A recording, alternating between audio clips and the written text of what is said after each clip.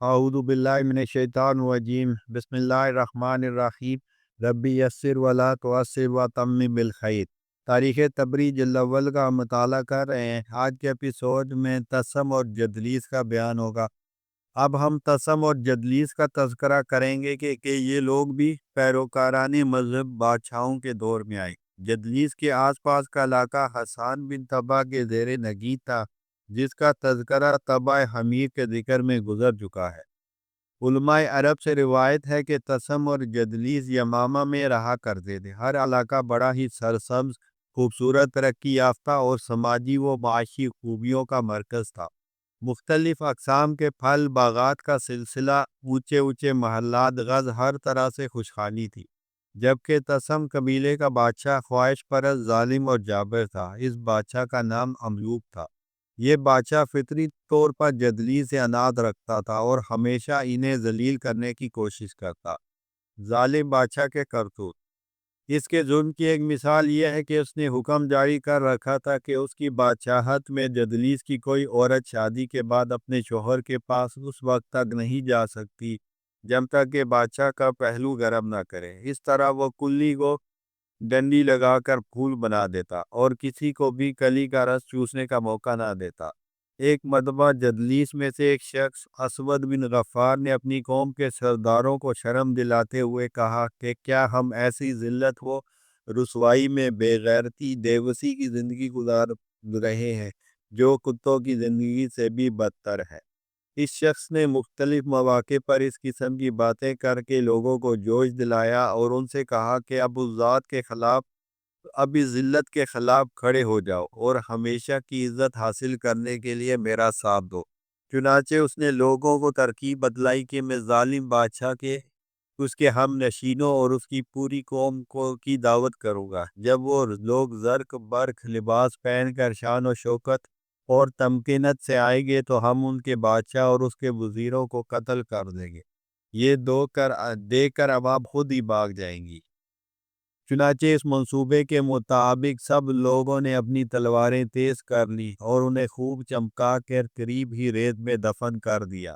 جب بادشاہ اپنی قوم کو لے کر پہنچا تو سب سے پہلے اسود بن غفار نے ظالم بادشاہ کو ٹھنڈا کیا۔ اب سب لوگ اپنی تلواریں نکال لائے۔ سب شرکاء اور رؤساء کو قتل کر دیا گیا، لیکن ایک شخص بن مرہ ان میں سے بچ نکلنے میں کامیاب ہو گیا اور سیدھا حسان بن طبع کے پاس جا کر اس سے مدد کا خواستگار ہوا اور سارا واقعہ کہہ سنایا۔ نگاہ یمامہ۔ یہ ماجرا سن کر حسان بن طبع اپنے قبیلے حمیر کو لے کر بدلے کے لیے روانہ ہوا۔ راستے میں ریاح نے حسان سے کہا کہ میری ایک بہن قبیلہ جدلیس میں بیائی ہوئی ہے جس کا نام یمامہ ہے، اور اس سے زیادہ تیز نگاہوں والا اس روئے زمین پر کوئی نہیں۔ وہ 3 میل کے فاصلے سے ہر چیز کو صاف پہچان لیتی ہے۔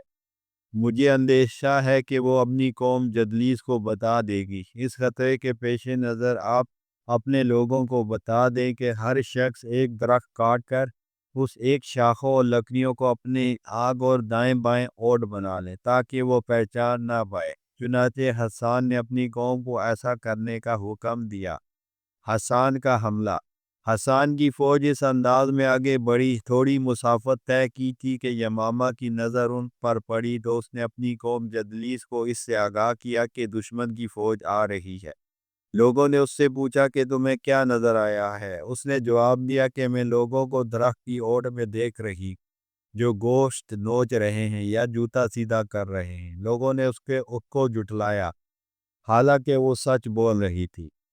چنانچہ علل صبح حسان نے حملہ کیا اور ان کے علاقے کو تہہ و بالا کر دیا اور محلات کو تباہ کیا۔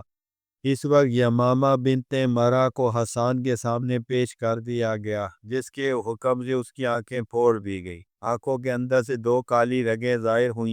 یمامہ سے پوچھا گیا تمہاری آنکھ سے یہ کالی چیز کیا نکلی ہے؟ اس نے جواب دیا کہ یہ کالا پتھر اسمد سرما ہے، میں اس پتھر کو بطور سرما استعمال کرتی تھی۔ کہا جاتا ہے کہ یہ پہلی عورت تھی جس نے سب سے پہلے اسمد پتھر کو بطور سرما استعمال کیا۔ حسان اس جگہ کا نام جو الیمامہ رکھ دیا۔ عرب کے شعراء نے حسان کے اس واقعے کو اپنے اشعار میں بیان کیا ہے۔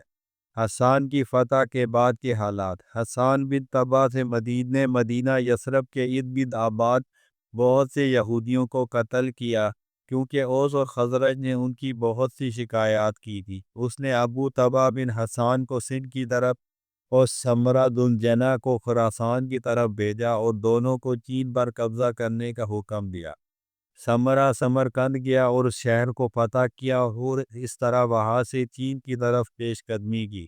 حسان نے بھی ان کی مدد دی۔ بعض اہل یمن کا خیال ہے کہ یہ دونوں چین میں مر گئے تھے، جبکہ بعض کا خیال ہے کہ یہ دونوں بھائی اپنے اموال اور غنیمت کے ساتھ اپنی قوم طبع کی طرف لوٹے تھے، جہاں ان کا انتقال ہوا۔ وآخر دعوانا الحمد للہ رب العالمین۔